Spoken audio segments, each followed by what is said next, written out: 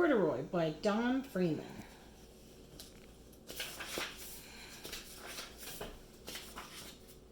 Corduroy is a bear who once lived in the toy department of a big store. Day after day, he waited with all the other animals and dolls for somebody to come along and take him home. The store was always filled with shoppers buying all sorts of things, but no one ever seemed to want a small bear in green overalls. Then one morning, a little girl stopped and looked straight into Corduroy's bright eyes. "Oh, Mommy," she said, "look, there's the very bear I've always wanted." "Not today, dear," her mother sighed. "I've spent too much already. Besides, he doesn't look new. He's lost the button to one of his shoulder straps." Corduroy watched them sadly as they walked away. "I didn't know I'd lost a button," he said to himself. "Tonight I'll go and see if I can find it." Late that evening, when all the shoppers had gone and the doors were shut and locked, Corduroy climbed carefully down from his shelf and began searching everywhere on the floor for his lost button. Suddenly, he felt the floor moving under him. Quite by accident, he had stepped onto an escalator and up he went. Could this be a mountain? He wondered. "I think I've always wanted to climb a mountain."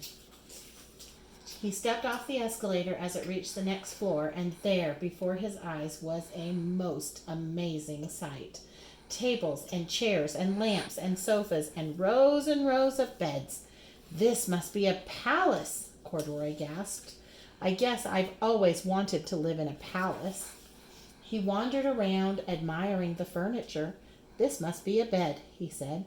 "I've always wanted to sleep in a bed," and he crawled onto a large, thick mattress. All at once he saw something small and round. "Why, here's my button!" he cried, and he tried to pick it up.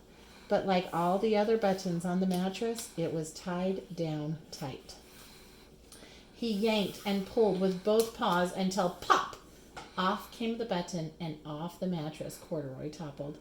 Bang! Into a tall floor lamp, and over it fell with a crash. Corduroy didn't know it, but there was someone else awake in the store. The night watchman was going his rounds on the floor above. When he heard the crash, he came dashing down the escalator. "Now who in the world did that?" he exclaimed.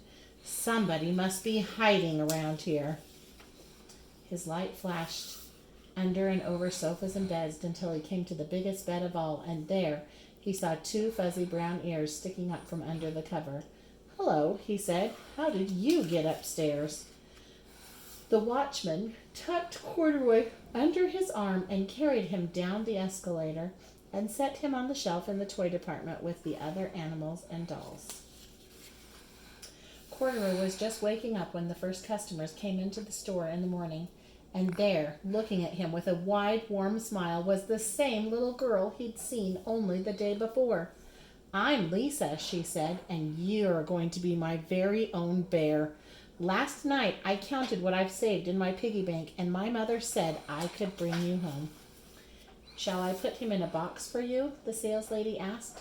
"Oh, no, thank you," Lisa answered, and she carried Corduroy home in her arms. She ran all the way up 4 flights of stairs into her family's apartment and straight to her own room.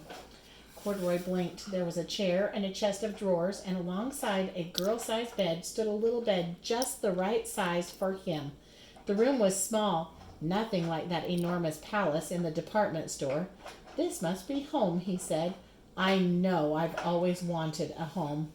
Lisa sat down with Corduroy on her lap and began to sew a button on his overalls.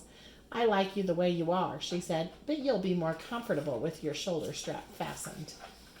"You must be a friend," said Corduroy. "I've always wanted a friend."